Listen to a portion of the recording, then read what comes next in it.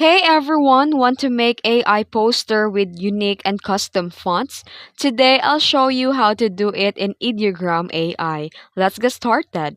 First, open the Ideogram AI and sign in to your account.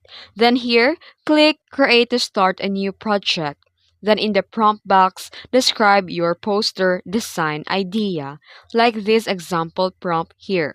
A minimalist travel poster of Tokyo at night, custom font for text, Tokyo nights, cinematic lighting, vibrant colors, and high detail.